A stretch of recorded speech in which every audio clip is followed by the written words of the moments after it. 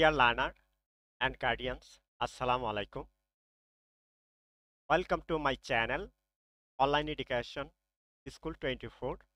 Today I'm going to share Class 9 English Experience Expressing a Solution to a Problem Activity 5.3.1. Let's get started. Now, 5.3.1, read the following notes in the box on the writing technique from for problem solution. Text and share your understanding in pairs, groups. Let us share it with the whole class. নিচের বক্সে দেয়া the writing technique for problem solution শীর্ষক টেক্সটটি পড়ো এবং জোড়ায় বা দলে তুমি কি বুঝেছ তা শেয়ার করো, পরের শ্রেণীতেও তা শেয়ার করো। বন্ধুরা, আমি তোমাদের বোঝার সুবিধার্থে ইজি লাইনগুলো বাংলা অর্থ সহ দেওয়ার চেষ্টা করেছি। আর যারা এখনই আমার এই চ্যানেল সাবস্ক্রাইব করনি তারা সাবস্ক্রাইব করে নাও এবং বেল বাটন অন করে দাও। লাইক কমেন্ট শেয়ার করতে ভুলবে না। আর যেহেতু আমার এই ভিডিওটা একটু লম্বা হতে পারে, সেজন্য তোমরা একটু ধৈর্য সহকারে শেষ পর্যন্ত দেখবে। দেখলেই তাহলে তোমরা the writing technique for problem solution on এই জিনিসটা তোমরা করতে পারবে। খুবই মনোযোগ সহকারে দেখার চেষ্টা করবে। চলো দেখে নেওয়া যাক। Note: the writing technique for problem solution texts problem solution and texts are popular form of writing. সমস্যার সমাধান পাঠের জন্য লেখার কৌশল সমস্যার সমাধান পাঠ্য লেখার একটি জনপ্রিয়। Here writers first describe or discuss a problem, conveying the reader to care about it and finally suggest solution. এখানে লেখকরা প্রথমে একটি সমস্যা বর্ণনা করে বা আলোচনা করে, পাঠক এইটি সম্পর্কে যত্ন নিতে রাজি করান এবং অবশেষে সমাধান করার পরামর্শ দেন।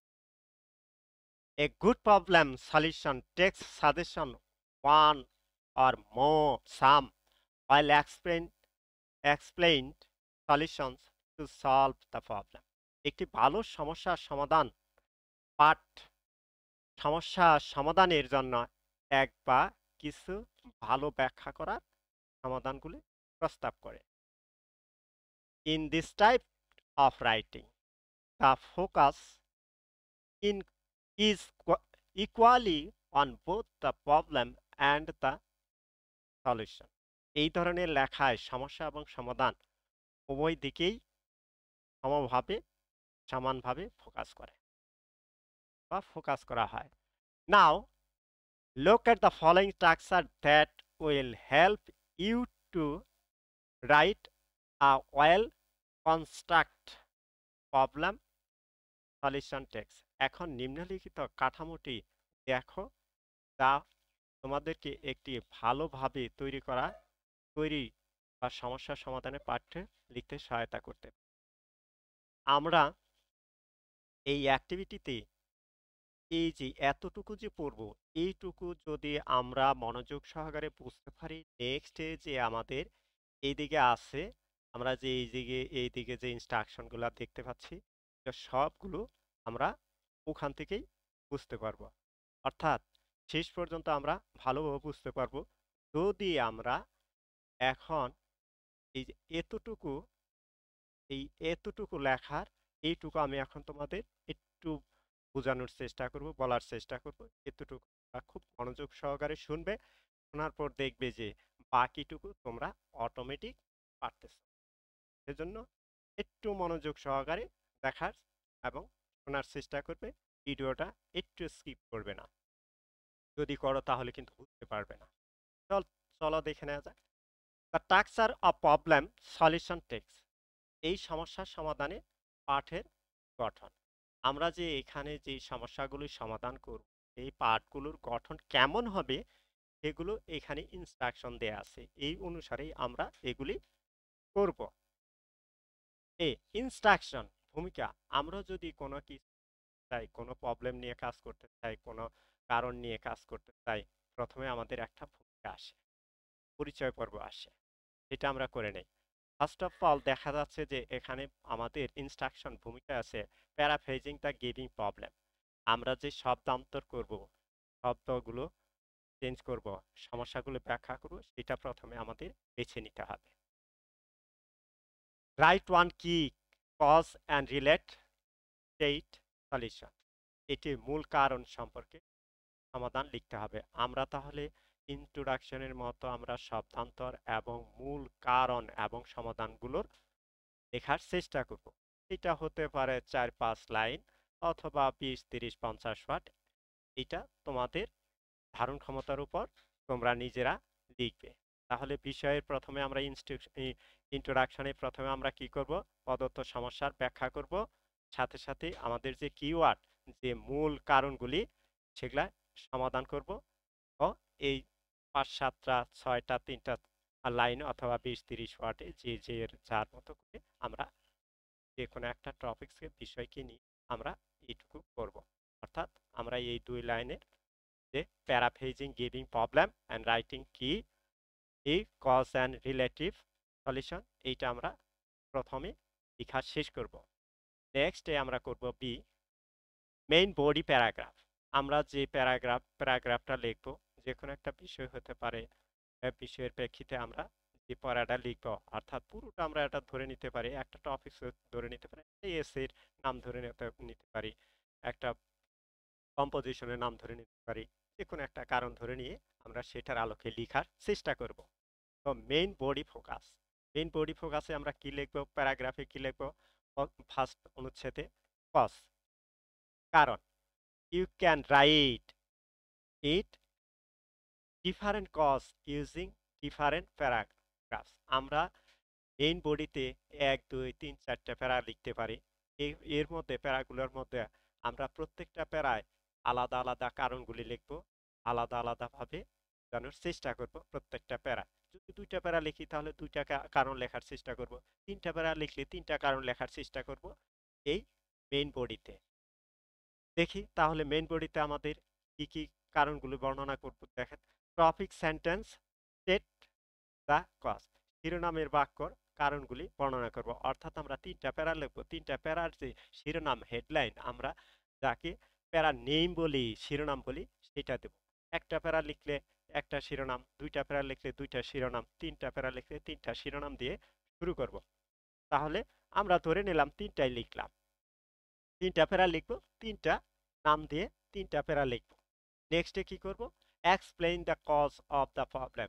আমরা যে 3টা প্যারা এইটার অনুসারে 3টা প্যারার নাম লিখলাম, 3টা অনুচ্ছেদ লিখলাম, সেই অনুসারে এখানে 3টা প্যারারই আমরা সমস্যাগুলা ব্যাখ্যা করার চেষ্টা করব। কি কি কারণে হয়, কি সমস্যা, সেগুলা করব, ব্যাখ্যা লিখব। নেক্সটে কি করব, ব্যাখ্যা করার সাথে সাথে গিভ এন এক্সাম্পল এবং উদাহরণ দেব। ব্যাখ্যাটা যে দিব সেটা সত্য কিনা মিথ্যা, সেটা আমরা এই ব্যাখ্যার সাথে সাথে দিব। তাহলে আমরা যখন মেইন বডি লিখব, প্রথমে আমরা প্যারা, যে 4টা প্যারা বা 3টা প্যারা যে করব, 3টা প্যারার শিরোনাম দিব। শিরোনাম দেওয়ার পরে তারপরে লিখব, 3টা শিরোনাম দিলাম, 3টা শিরোনামের কারণ বা সমস্যাটা লিখব। এখন কারণ বা সমস্যার সাথে সাথে আমরা গিভেন ফর এক্সাম্পল, কারণগুলা কেন, সেটার উদাহরণ দেব। এটা দিয়ে আমরা মেইন বডির একটা পার্ট, ইন্ট্রোডাকশনে একটা পার্ট, মেইন বডির একটা পার্ট শেষ করব। আর নেক্সটে দেখব ও সি main body paragraph 2। Main body paragraph 2 আবার এটা কি, 1 মেইন বডি প্যারাগ্রাফ 1, আবার মেইন বডি প্যারাগ্রাফ 2, এইটা আবার কি। আমাদের এইখানে মেইন বডি প্যারাগ্রাফ 1-এ দেখছি কজ, কারণগুলা, বিভিন্ন কারণগুলা তুলে ধরার চেষ্টা করেছি। কিন্তু মেইন বডি 2-তে আমাদের এখানে বলা হয়েছে সলিউশন। আমরা যে এই যে এখানে কারণ, কারণটা কি, কারণ জানলাম, কারণের পরে এটা কি সমাধান করতে হবে, সেই জন্য মেইন বডি 2-তে আমরা সমাধান নিয়ে এসেছি। দেখি এখানে কি আছে, পড়ে নেই। Main body paragraph 2 solution, again you can write a different solution using different paragraphs এখন আমরা এখানে যে বলছিলাম যে তিনটা কারণ নিব, তিনটা কারণ নিয়ে তিনটা প্যারা লিখব। এখন ওইখানে তিনটা প্যারাগ্রাফ তিনটা কারণ লিখছি, এটার তিনটার সলিউশন দেওয়ার চেষ্টা করব। প্রথমে কি তিনটা the topic sentence and state the solution, এখানে আমরা তিনটা সলিউশন লেখার চেষ্টা করব। দেখি তাহলে এখানে যদি তিনটা কারণ লিখে থাকি, আমি এইখানেও আইসা মেইন বোর্ডে তিনটা সলিউশন দিব। আবার এখানে যদি তিনটা কারণ প্রবলেম লিখে থাকি, এই ব্যাখ্যা লিখে থাকি, তাহলে আমি এখানে তিনটা কারণ অন সম্পর্কে প্রবলেম সম্পর্কে সমাধান দেওয়ার দিব। নেক্সটে আমরা এখানে কি দেওয়া আছে, গিভ অ্যান এক্সাম্পল, এখানে আমি এক্সাম্পল দিয়েছি, উদাহরণ দিয়েছি। তাহলে আমার এই প্যারাতেও উদাহরণ দিতে হবে, অর্থাৎ যে কারণটা নিব সেই কারণটা কি কারণে এটার উদাহরণ দিয়ে বুঝিয়ে দেওয়ার চেষ্টা করব। তো নেক্সটে সর্বশেষ যে আসছে আমাদের ডি কনক্লুশন, উপসংহার, পরিশেষ, সর্বশেষে আমরা কি করব অথবা সামারাইজ। আমরা এতক্ষণ ইন্ট্রোডাকশন থেকে মেইন বডি, এই তারপর main body part 1, main body part 2, এই তিনটা চারটা মিলে যতগুলো হয়েছে এর মধ্য থেকে যে মূল অংশটা, সার অংশটা এখানে আমরা সর্বশেষে উপস্থাপন করে সংক্ষেপে তুলে ধরব। তাহলে দেখা যাবে যে আমরা যখন পরীক্ষায় আসবে একটা কম্পোজিশনের নাম, তখন কম্পোজিশনটা দেখে এসে কম্পোজিশন যাই বলি না কেন আমরা তখন এই ধারাবাহিকতা যদি বজায় রাখি, তাহলে আমাদের লেখাটা খুব সহজ হয়ে যাবে। এখন এইগুলি কিভাবে লিখতে পারি সেগুলোর একটু বর্ণনা যে ধারাবাহিকভাবে দেওয়া আছে, তোমরা এগুলো দেওয়ার পরে বোঝার চেষ্টা করবে।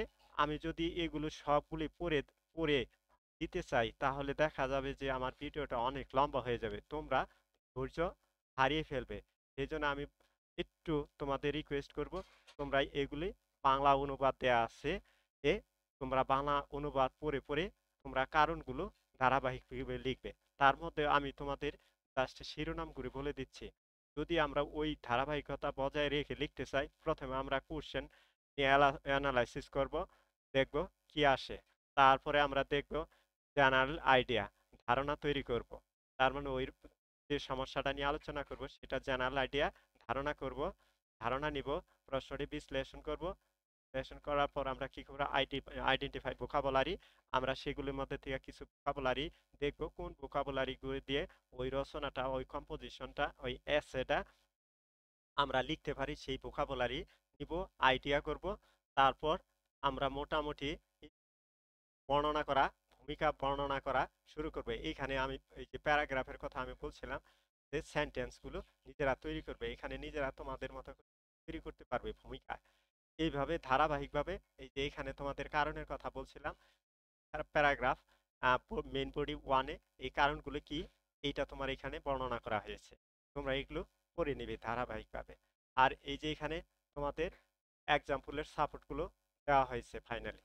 এইভাবে তোমরা তোমাদের মতো করে সুন্দর করে ভিডিওটা প্রথম থেকে শেষ পর্যন্ত বাংলা অনুবাদ সহ বুঝে করবে, এবং সব শেষে তোমরা কি করবে, এই প্রশ্নগুলোর পার্ট 2 এর প্যারা 2 এর প্রশ্নগুলোর উত্তর লিখবে।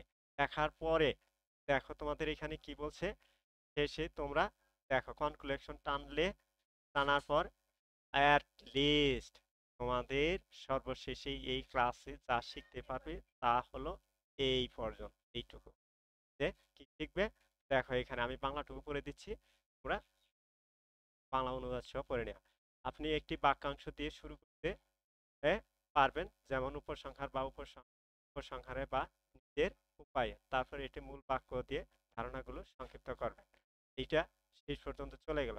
এখন আপনি শেষে কি করবেন, হ্যাঁ দেখেন যে that's is we have complete our essay, তার মানে এতক্ষণ আমরা যে বর্ণনাগুলো করলাম এই বর্ণনার আলোকে আমরা এসেটা কমপ্লিট করব ও শেষ করব। শেষ করার পর কি করব, now put together all 4 paragraphs and share the essay with the classes এস। আমরা যে চারটা প্যারাগ্রাফের কথা বলছিলাম, introduction, main paragraph 1, main paragraph 2 এবং কনক্লুশন, এই চারটা পড়ছিলাম, এই চারটা একত্র করে আমরা আমাদের ক্লাসে সবার সামনে শেয়ার করব কি কেমন করে আমরা আমাদের কম্পোজিশনটা লিখতে পেরেছি। তাহলে ওভারঅল বিষয় হলো তোমাদের মন থেকে ভাবনা থেকে একটা বিষয় উপস্থাপন করবে, উপস্থাপন করে সেটা নিজে ধারণায় নিয়ে আসবে, ধারণা করার পর ভোকাবুলারি নিবে, ভোকাবুলারি নেওয়ার পর কারণগুলো জানবে, জানার পর নিজেরা ধারাবাহিকভাবে লেখা শুরু করবে। ধারাবাহিক কি? প্রথমে দেবে ইন্ট্রোডাকশন, তারপরে দেবে মেইন প্যারাগ্রাফ 1, তারপর দেবে মেইন প্যারাগ্রাফ 2, তারপর কনফ্লেকশন দিয়ে তোমরা তোমাদের এসে কম্পোজিশনটা, রচনাটা কমপ্লিট করে অবশেষে তোমরা তোমাদের শ্রেণীতে উপস্থাপন করবে। যদি ভিডিওটি ভালো লাগে, লাইক, কমেন্ট, শেয়ার এবং সাবস্ক্রাইব করতে ভুলবে না। তো এই বলে আজকে আমি আমার ক্লাস শেষ করছি। সে পর্যন্ত তোমরা সবাই ভালো থেকো, সুন্দর থেকো, পড়াশোনার প্রতি ভালোবাসা রেখো।